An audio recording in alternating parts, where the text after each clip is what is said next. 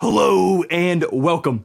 I am Zabraxi. In the last episode, I went from saying, I don't like Kirby, to now saying, I like Kirby. Now how's that for some character development?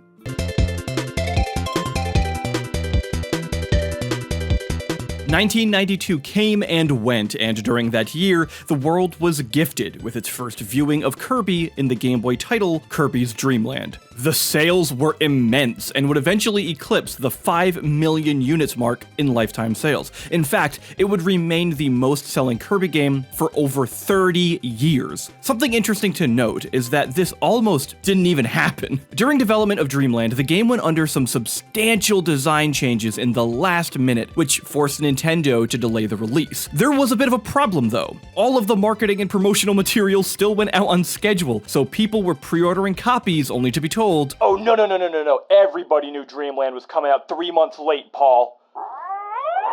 No. You don't get to give me crap because you can't figure out how to read a fax, Paul." This delay would turn into a blessing, as the final product was so stellar that it propelled Kirby into the video game icon that we all know and love today. With the success Dreamland saw, it was inevitable that a sequel was to be made, but this time, Miyamoto thought it deserved a bit more attention and recommended the team over at HAL Laboratories to release the next Kirby title on the Nintendo Entertainment System. This was a bit odd, considering the Super Nintendo had already been out for a couple years now, but Nintendo had this idea to continue support for the NES for years to come for all the customers that might just be slow adopters of new technology. Funny enough, this mentality would permeate the industry for decades, and even to this day, the same thing fundamentally occurs. Horizon Forbidden West still received a PS4 version, despite the PS5 already having been out for quite a while, in order to support those who haven't made the jump yet. Also perhaps because the PlayStation 5 seemingly didn't exist for its first year of launch. Sakurai and the team were committed to making Kirby's Adventure, but there was a bit of feedback from the original that they were going to have to address. Quote, "Kirby was originally designed to be a somewhat easy game, something that a young child could enjoy playing. However, after the Game Boy Kirby's Dream Land was released, there was a lot of feedback from players saying it was too easy and too short." End quote. Whoa, wait a minute, that's what I said in the last episode. Kirby, you don't think Sakurai watched my video 30 years ago, do you? Alright, fair point. But then the question becomes, why just his underwear? It would seem that the general reception to Kirby's Dream Land was incredibly positive. It would also seem that the reception to my Dreamland Trilogy video was positive, given that you all voted for another Kirby retrospective as the next video. Poor Suikoden, man. We will get to you one day. The aesthetic charm was spot on. In the game, not my video. The core gameplay worked exceptionally well, the music was catchy and memorable, everything necessary to make a new flagship video game series was there. But it just wasn't quite enough. Kirby would need a little something more. I don't think I could have said it better myself. We already covered Dreamland 2 and 3 on this channel, so we've seen what would become of copy abilities. Interestingly though, Dreamland 2 wasn't actually the first time this mechanic would see the light of day. That honor would go on to the NES sequel to Dreamland that we're here to talk about today. At the end of the last episode, when we looked at the Dreamland trilogy, I was surprised by how much I enjoyed those games. With that, and all of you voting for another one, I know what must be done. Alright, it's about time we jump into arguably the most important game in this entire franchise. But thankfully, I'm not alone. I have a real good friend to do it with me. He's gone. Why? Where did you go? Oh. No, he at least left a note, so that's nice. Zabraxi, went to Vegas for some boobs and beers. Be back soon. Whatever you do, don't finish the video without me. Vegas? Why Vegas? All right, well, can you guys hold on the fort? Can you just keep watching the video for a bit? I'm gonna, looks like I'm gonna head out. Guess it's time for me to go on an adventure. I'll be right back.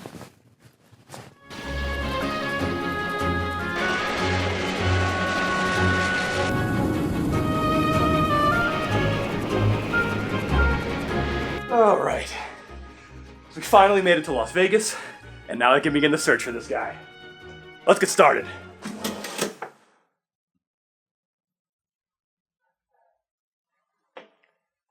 I think it's going to be a little harder than I thought.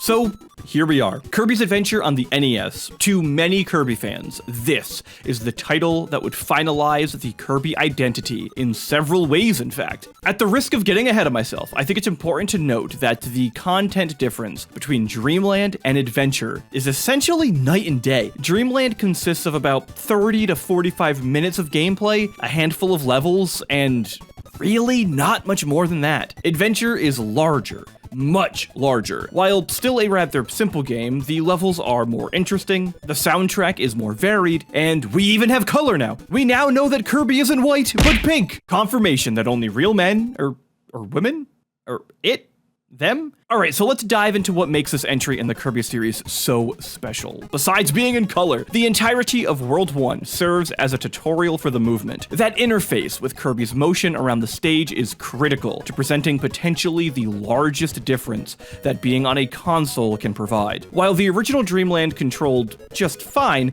Adventure is undoubtedly a step up. To give Dreamland some serious credit though, its fluidity in motion for a Game Boy title is genuinely impressive, but that jump to the NES is immediately noticeable. There's this snappiness that's present, while also still holding that ever so slight NES stiffness. It's nostalgic and frustrating in equal parts. While I'm playing the NSO version of Kirby's Adventure in this video for the sake of video quality, I did confirm that the input delay on this version wasn't really that noticeable compared to the Dream Collection on the Wii, nor the NES original. Regardless of all of that, the controls are pretty damn crisp. Jumping is immediate, and the transition to floating is equally responsive. Sucking up enemies and even using their copy abilities also happens promptly. This increase in control turns Kirby from a simple 2D platformer like the Game Boy original did into more of an action platformer that happens to be cute. I mean, he really is just adorable, right? I mean, even check out the intro where you're taught how to draw Kirby in very simple steps. All right, so first you draw a circle, and you dot the eyes, and you give him a big smile, and presto. So that's how you do it. As I mentioned earlier, the entirety of World 1 serves as a tutorial of sorts, and entry levels are like some of my favorite things to analyze, so let's take a look. The level design here is wonderfully laid out to get the player used to Kirby's jump angle and float momentum. You can see this perfectly as just by the time you think you can float by everything, there are enemies intentionally placed in your way, forcing you to navigate effectively or at least try out a different copy ability. That's about all I can really say though about World 1. It's fun to analyze these entry levels, but it's just a very straightforward tutorial. Even the boss, Wispy Woods, well, yeah, I guess that fight's over. All right, Kirby, you pink puff, pain in the ass. I know you're in this city. I will find you. We also have a new mechanic where Kirby can eat up an enemy and copy the creature's ability, or as I like to call them, suck skills. Despite coming out after Kirby's Adventure, Dreamland 2 also had suck skills, but was pretty limited in quantity and only really had like 8 of them if you include the rainbow sword from the final secret boss. You could argue that there were actually more if you count the modifications per animal buddy, which I did, but by default, we had 8. Dreamland 3 on the Super Nintendo, which we've also covered, increased that number to a whopping, breathtaking, hold yourself number of 9. Again, though only if you include the secret boss weapon, the Love Stick. Still so weird. While the Love Stick isn't a suck skill, oh god.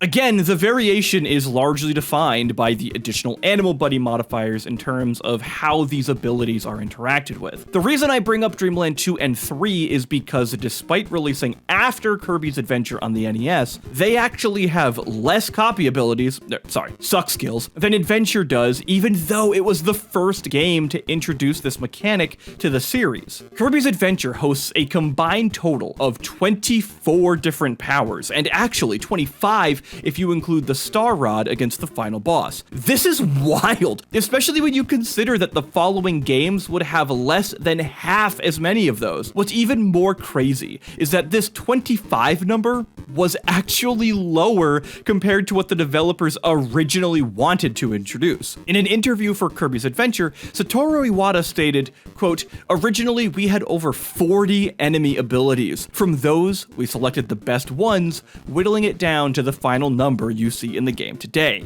end quote. In that same conversation, Sakurai even claimed, "I believe there was one where you could create blocks and one where Kirby could shrink down. I think there was even one where Kirby rode a rocket. I don't know what that is, but it sounds cool." The imagination behind so many of these ideas is channeled through so much of this experience. We have classic abilities you'd expect in a video game setting, such as Sword, which allows Kirby to really go on the offensive. We have Beam, transforming Kirby into a magical jester. We also have less traditional ideas, like Sleep, which, well, yeah, that was a really good troll, guys, honestly. Really, really awesome. One that really stood out to me, though, was Backdrop, which lets Kirby grab onto enemies and blocks and then toss them out of the way like they're annoying trash. This is such a fun skill to use, and it's surprisingly underappreciated based on what I've seen online in terms of people's favorite skills. There are some other great ones, though, like Tornado, Mike,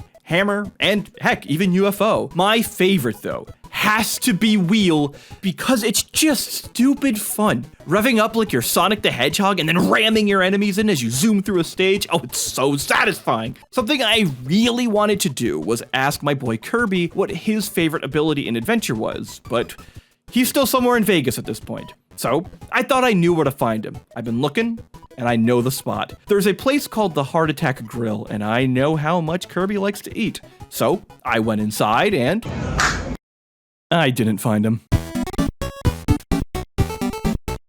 Kirby's Adventure isn't just an action platformer about making it to the end of the stage. Yet another first for the series. In this entry, we would have secrets. As you overcome the levels, you'll notice the overworld opens up more and more. Well, some of the walls might not get blown away, which led me to wander through the stages a bit more attentively. Sure enough, there are secret switches hidden in many of the levels. It's not as regimented as Dreamland 2 or 3, say, like, there's not a switch in each level, or one across the world of stages. It's a bit more random this time. As you move through the levels, there might be small puzzles to solve, hidden entrances to keep an eye out for, or just separate paths that will lead you to these giant switches. These aren't challenging to get to, really, though some are hidden very well. If you hate how frustrating some of the rainbow drops in Dreamland 2 could be, or maybe how annoying the heart stars of Dreamland 3 were, these are much more toned down versions of those unlockables. Finding them is the name of the game, far more than trying to do some incredibly particular set of maneuvers with a very specific set of abilities and swapping them at the right time and all that other nonsense that the Dreamland titles made you do.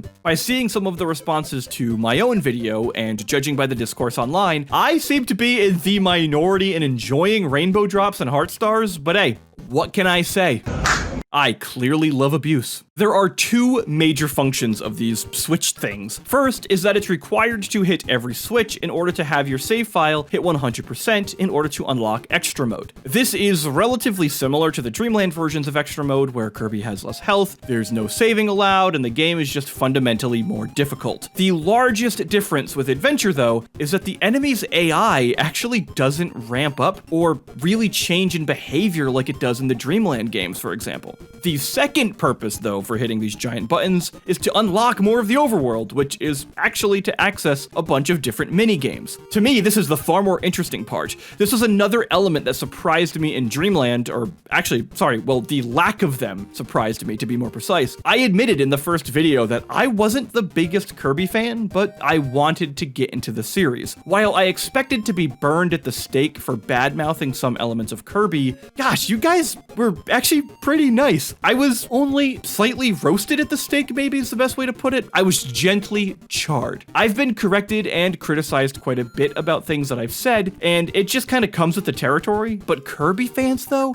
they roast you, but it's like a nice golden brown. I think I lost the point I was trying to make. So here's the deal. I actually made myself go all the way out into the desert to find this little guy. So I just need to ask him one question.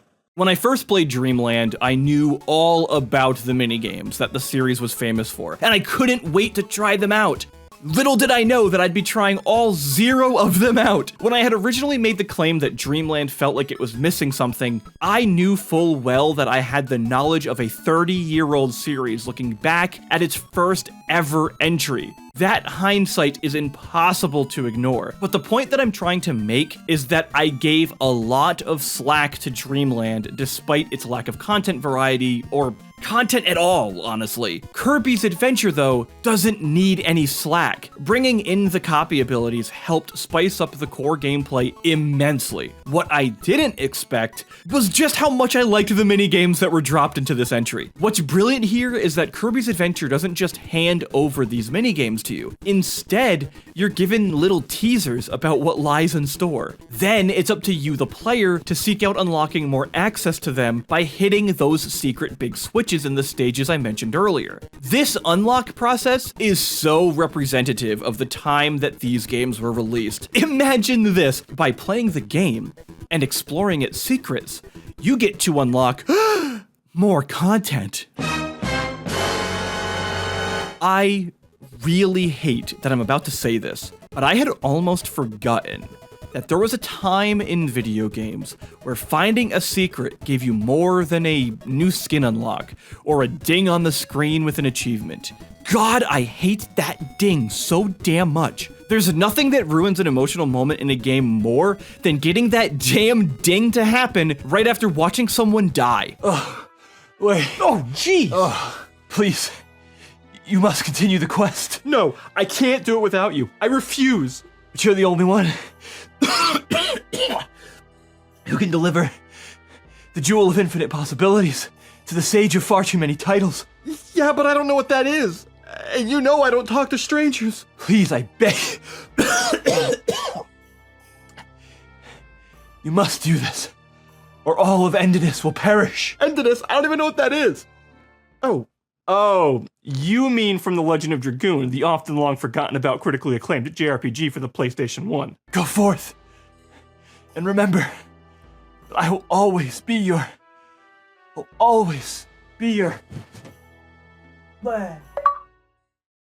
are you serious? These minigames are short, sweet, and the perfect pace breakers. Goal Game is one that you'll see the most. At the very end of every level, you'll be able to play this little thing. You get dropped onto a springboard, and how well your timing is will dictate how high you rebound back up. The higher you go, the more points you get, and if you reach the top tier, then you'll even get a 1-up. Next up is a boss rush mode called Versus Boss.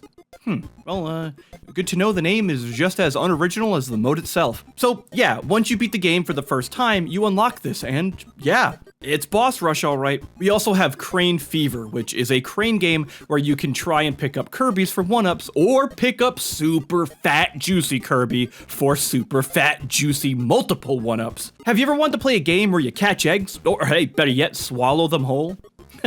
Me neither. Well, in Egg Catcher, you can do just that, but be careful not to catch a bomb in your mouth or else the game's over. There's also the Arena mode, which only exists in the story mode and essentially just serves as a quick way to get certain abilities. Speaking of quick, the last minigame is Quick Draw, where you have to press the button as soon as you see the prompt. If you're fast enough, you win. If not, then you, don't win. It's funny that minigames would become such a staple to the series when they were really just thrown in. Quote, I thought I'd make a few small compact games, ones easier and simpler than the main game itself, to include with Kirby. So I tried making 4 different one-button games. Who could press the button the most times in a short span of time was my first idea. Then I thought up who could press the button first game, and after that a should you press it or not, and a button timing game, end quote.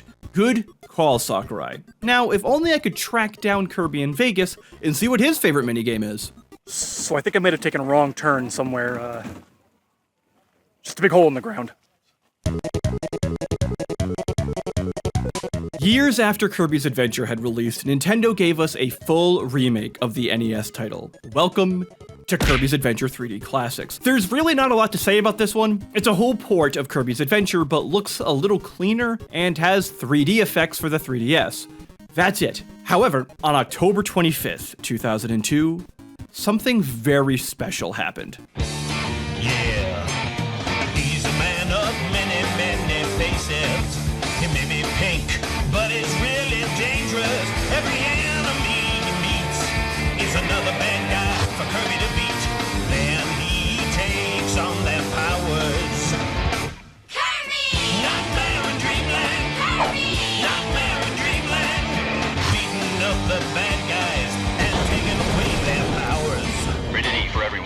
I just say that as a kid who, at the time, had zero interest in the Kirby games, this commercial really made me want to try and get into it. To this very day, I cannot tell you how many times I'll just be playing something or driving down the road and randomly just start singing, Kirby, Nightmare in Dreamland. It's been many, many, many years, but finally, it's my time.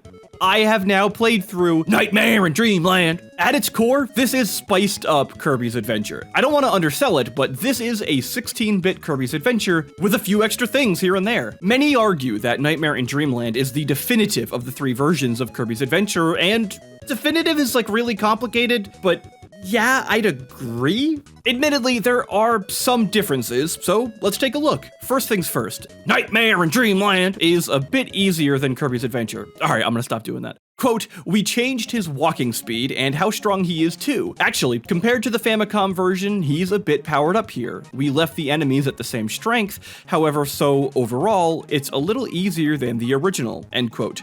The sheer fact that Kirby is stronger and faster isn't the only element that makes Nightmare in Dreamland easier, though.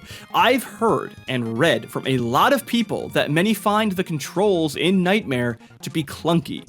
Now, this is usually compared to another GBA Kirby game, The Amazing Mirror, which I've yet to play, so I can't comment on that comparison. However, it's often compared to the NES version, and wow, no way, absolutely no way does Kirby's Adventure control better than Nightmare in Dreamland. Kirby's Adventure has two crippling issues, and are quite frankly the only major complaints about the game that I have in general. Flaw number one is that there is a pretty major delay when certain abilities activate. It's not an input delay, as in the skill takes too long to actually start.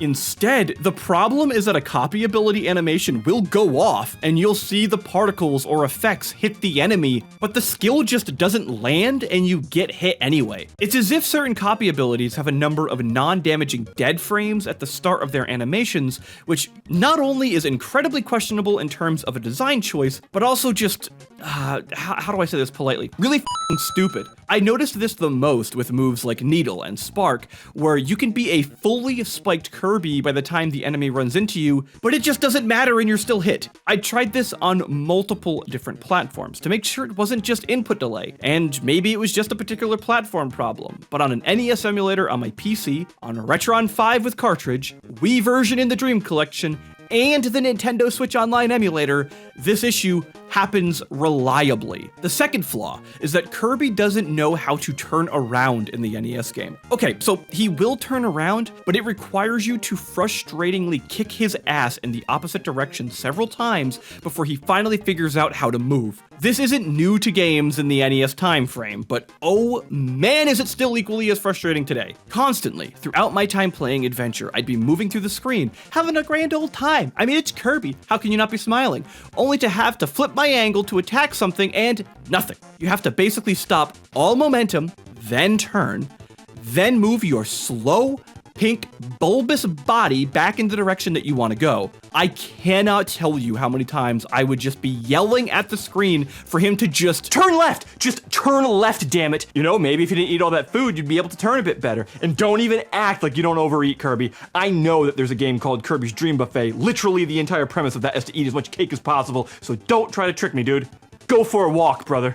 While this can cause cheap hits, and that's frustrating enough, where this really causes issues is attempting to retrieve your powers back after you've been hit. In Kirby's Adventure, you are so slow, and the turning is such a burdensome task that often, after I'd lose a power from getting hit, I would just accept that it was gone for good because attempting to get it back was more frustrating than it was worth. Often, you'll also then just get hit again in your attempt at retrieval, just making you even more mad, and this vicious cycle continues. Now, there is awkwardly a bit of a blessing here, but it's probably unintended and just my blind optimism kicking in. The fact that I had to stop and give up trying to get a power back did mean that I was forced to move on and grab a new power that I might not normally use. The general results of this action, experimenting with new powers, is a good design element.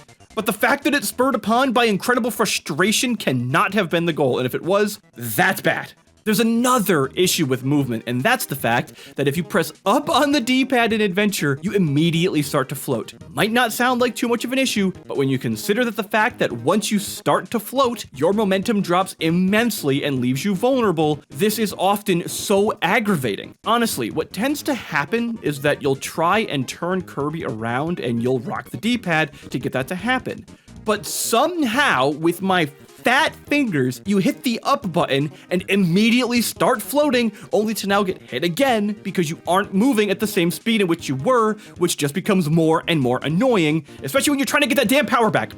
Now, thankfully, almost everything I just said is resolved in Nightmare in Dreamland. You no longer just float by hitting up accidentally, but instead, if you're on the ground, then you must hold the up button to transition to a float. Outside that, you can still float like normal by double jumping. Kirby now also spins around with ease, and it's no joke, the biggest thing I noticed in Nightmare in Dreamland, probably even over the visuals. This update in movement completely changes the experience and allows this adventure to really embrace being an action platformer, which the NES game was clearly going for in the first place. The only issue that still exists is that delay on abilities, except now it's the same problem, but with a different catalyst. So in Adventure, the copy abilities would go off, you'd see the effect, but the enemy just wouldn't get hit. They decided to fix this by keeping the delay, but just giving copy abilities a longer wind up at the start. So now what happens is that Beam, for example, just takes a long time to hit.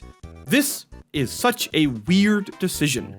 Why not just solve the core problem? In fact, when you play these two games side by side, the delay on the attacks is so noticeable that it took almost the entire first world of Nightmare in Dreamland for me to get used to it. In fact, it might actually be worse in Nightmare in Dreamland. Oh, and about the music. Have you been paying attention to the background music in this video so far? I know that I'm quite the Kirby newbie still, but these games are quickly starting to creep up to my favorite soundtracks of their generation. Dreamland 2 and 3 are potentially now in my top 5 soundtracks of the Game Boy and SNES era already, and here, I have to say that Adventure and Nightmare in Dreamland are now probably in my top 5 favorite soundtracks for the NES and GBA era. I love good NES music. And hey, if you pay attention, little Easter eggs here, you'll probably notice that I use plenty of NES songs in the backgrounds of the videos I produce. I have a adoration for soundtracks like the Mega Man games on NES, Journey to Silius, Blaster Master, Street Fighter 2010,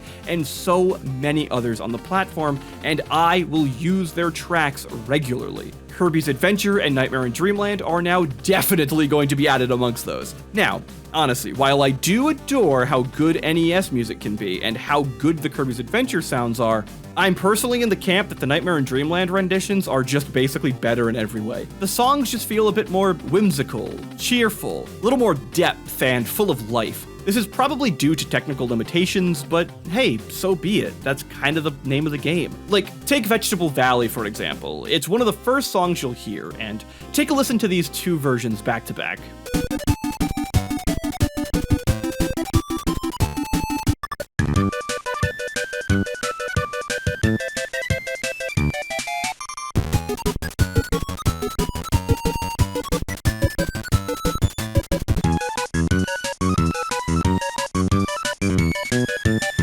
Or how about the immensely iconic Green Greens?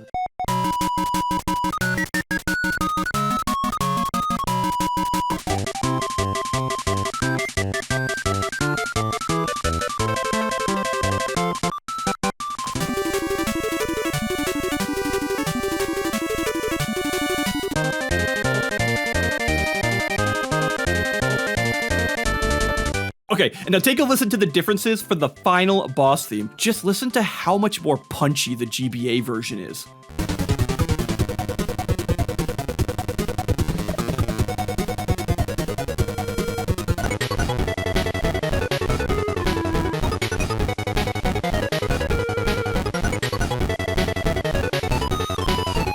The updated music in conjunction with the updated visuals just gives Nightmare in Dreamland this extra potency when it comes to the charm and personality that Kirby is famous for. While Adventure clearly set the stage for this to happen, Nightmare did what it should have as a remake. and took it and ran with it, which is all you can hope for. So many details go such a long way. The fact that power-ups now have special little hats to make Kirby just look as cute as he really ever can be just adds this little layer of fantasy and whimsy to it all. Probably the cutest damn thing though is when Kirby goes into the water and he gets his little goggles. Oh, I just love how adorable this little detail is. Even the opening screen with the wave of Kirby's just flying and rolling on by, it perfectly sets the stage for what the designers envisioned all those years ago and are now able to make happen. Fun fact actually, but this opening with all the Kirby sprites, it's actually every single unique Kirby sprite in the game all at once.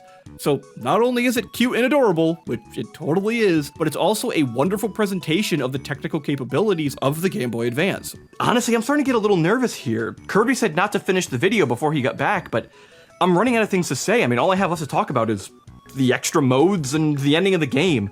I don't know what else to go beyond that. I might have to start talking about Hannah Montana the movie on Nintendo DS. For your sake, I hope he gets back in time.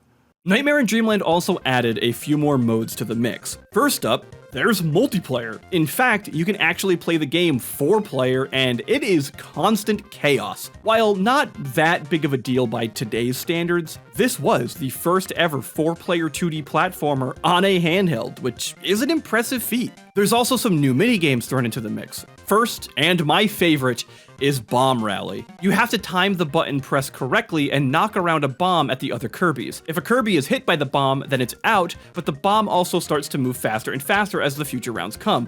At the end, it can get really fast and oh my god, I was not ready for that to happen that fast. Another minigame is Kirby's Air Grind, where you have to hold the A button to grind on the rail, but you have to let go of the button anytime Kirby is over a spiky part. Holding A on the spike section slows you down, and you have to compete against the other Kirbys to win. This basic gameplay premise is strikingly similar to the basic controls of Kirby's Air Ride on the GameCube. Quick Draw also got a bit of a reskin to be closer to the Samurai Kirby minigame in Superstar, which is actually one of the few trivia facts I knew immediately, since Superstar is one of the only Kirby games I actually played before starting this video series. All these minigames are unlocked the same way as in the original, with finding hidden switches, and completing them can give you more 1-ups. There's still extra mode in Nightmare in Dreamland that functionally serves as the same mode from Kirby's Adventure. However, you no longer unlock the sound test for completing it, which quite frankly was a lousy reward anyway. Instead, if you complete extra mode, you unlock a new mode called Meta Nightmare. This lets you play through the entire Nightmare in Dreamland story as Meta Knight. It's a really cool bonus, but it's also not as cool as you might think. The game is clearly not designed around Meta Knight, and not in a good way. There are loads of mechanics that will kill you and frustrate you, since Kirby has zero issues in handling any of this. I did hear that later games in the series would resolve this, and I don't want to knock it too much because honestly, it's still a really clever unlock nonetheless. Random little fun fact, but if you take the first letter of every world area, it spells out Vibgyor. You know, actually kind of cool. It's the acronym for all the colors of the rainbow, just in reverse.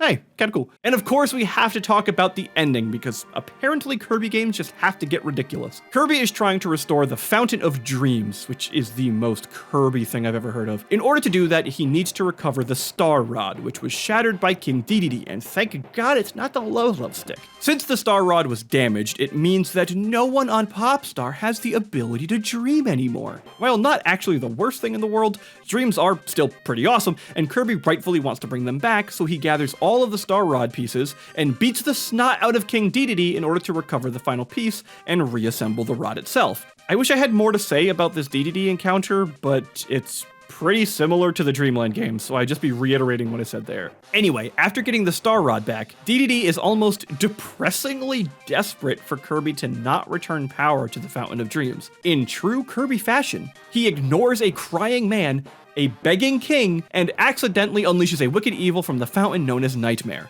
Oh, Kirby, you scamp. Dedede had actually done the world a huge favor, and by preventing anyone from dreaming, it also prevented this power from being unleashed and covering the world in nothing but nightmares. Basically, Dedede is a good boy, and this poor guy seems to always be trying to help, and Kirby just screws it up for everyone anyway. Is like the twist here that Kirby's actually always the antagonist? Is this gonna be be like the original Guild Wars where you were the bad guy for like 90% of the game? The final boss is Nightmare, and wait a minute, the name of the game!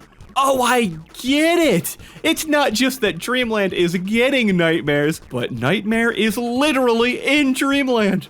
Man, I am so slow. The final battle against Nightmare is pretty fun and definitely the most engaging boss in both Adventure and its remake. Also, I love how these two freak out when the fountain goes black. There's also just nothing better when DDD just sucks up Kirby and the Star Rod and launches him towards Nightmare like, you know what, brother, you did this, you fix it. The first phase of Nightmare is just the orb that plays out like a shoot 'em up, similar to other games. You dodge these star attacks and keep shooting at the orb until it's over. After this, the orb opens up and Nightmare reveals his true form. The second phase takes place on the moon as Kirby is sprinting after Nightmare during the entire encounter. All of Nightmare's patterns and attacks are far more diverse and aggressive than anything the game has thrown at you thus far. While this encounter isn't that hard, what does give it some challenge is specifically that Nightmare is only ever vulnerable the moment he attacks. This forces you to have to put yourself in harm's way in order to land some hits in. After some back and forth with an awesome battle song, the battle concludes with Kirby victorious, an explosion so big that it destroys part of the moon, and the Fountain of Dreams restored. After all that, it looks like Popstar is gonna be just fine after all. Hey, you're back and formerly incarcerated. What happened? How was it? Wow, that many shots with that many girls? Are you okay? Are they okay? Fulfilling your dreams, huh? Well, my dream is to finish this video with you, bud. Yeah, I know it's pathetic. Just cut to the final section. Kirby's Adventure is potentially one of the best games on the Nintendo Entertainment System. It's also one of the most important follow-ups in any franchise. While not a direct sequel, so to speak, Adventure defined more of Kirby's identity than perhaps even the original Dreamland. Copy abilities would become Kirby's defining characteristic. Having a secret boss at the end of the game would become a trope that the series would see time and time again. Minigames would be an expected element to each and every Kirby installment from here on out. And the cheerful surface of what is actually a dark and unfortunate narrative would be a dichotomous relationship that is critical to the persona of the Kirby series. You know, I was criticized in my Dreamland Trilogy video for not covering the darker aspects of the story, and honestly, fair point. It's impressive how Kirby games juxtapose such a joyous experience with dark and sometimes existential issues without ever once distracting from that unfettered joy that comes from these journeys. At its surface, the idea of no dreams and only nightmares sounds mildly annoying. But when you really stop and consider how much a bad dream can mess with you, how much it can make you wake up in a cold sweat in the middle of the night, how it will sometimes stick with you for years, you realize the unnerving potential of a society with only nightmares every single night of rest, or arguably lack of rest thereof. It's these themes that I was distracted by from the original Dreamland games because they did their charm so well, but I want to be more attentive to with the series moving forward. We also have Nightmare in Dreamland, which I find to be one of the most honest and truest remakes you could ask for. It rides this fine line of being so true to the original while adding an amount of content that is both seemingly just enough and not enough at the same time. I don't mean this as a negative necessarily, though some might feel that way. Instead, I personally find that Nightmare in Dreamland is trying to be the perfect replacement for Adventure, and that I say as complimentary as possible. The experiences are so similar that Nightmare doesn't necessarily detract from Adventure, but instead kind of replaces the core of the experience and slightly adds to it. Arguably, both still have their place, but if you had to choose one, my personal recommendation would be to play Nightmare in Dreamland. It's a relatively short and concise experience that offers a joy only Kirby games can provide. The music will move you through a world of whimsy, and the experimentation with the copy abilities and minigames offers that perfect variety of gameplay that I used to criticize Kirby games for lacking playing all those years ago. The best compliment that I can give to Kirby thus far is that after now completing the Dreamland Trilogy, Adventure, and Nightmare in Dreamland, my initial complaints about the series have clearly proven to be unwarranted. What's even more exciting is that I know the next couple entries I'll be tackling are considered to be some of the best in the series. This adventure is far from over. And join us next time where we'll go over the one Kirby game that I actually knew anything about before starting this video series with Kirby Superstar. Oh, by the way, I actually forgot to ask you, what is your favorite Kirby game? Fire! Really? I wouldn't have guessed that. Alright, well that'll do it for us. We'll see you all in the next one. Bye-bye! Really? That one?